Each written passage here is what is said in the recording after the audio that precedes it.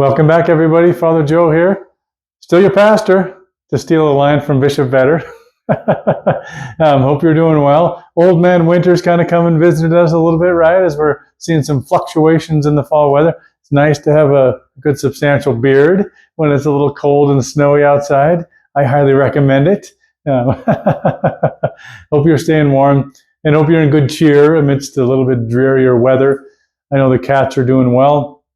And our cat Catholics are doing well too. We're drinking in many of the graces from the retreat not too long ago. So we thank you for all of your prayerful support, all your support, prayers included. Wanted to come and talk to you a little bit today about, we haven't done one of these liturgical ones in a while. And today is the feast day of St. Margaret Mary Alacoque, or maybe it's Mary Margaret. I can't remember. I maybe got the two mixed up. She's a really important saint in the life of the church. You might be saying, who is this? I don't even know who this person is. Well, she's the one that Jesus came to very particularly.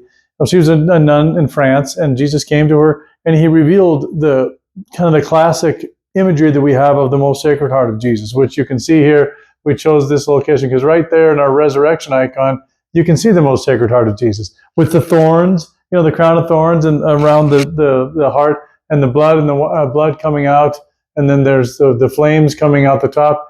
Jesus revealed this to Saint Margaret Mary Alacoque, and then she really gave, she handed on much of the devotion that we have to the Most Sacred Heart, including First Friday.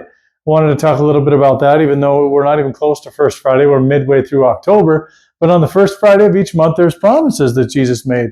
And to those of us that observe that First Friday, and two of the conditions, go to Holy Mass and go to confession. Well, we have both every Friday. And on First Fridays, in particular, it's a wonderful opportunity to grow closer to the Lord and his most Sacred Heart, which is such a precious gift, pierced for us. It's bleeding for us because he wants to draw us closer. The flames coming out the top, those are the same flames of love that he has for the Father, but he has for every single one of us.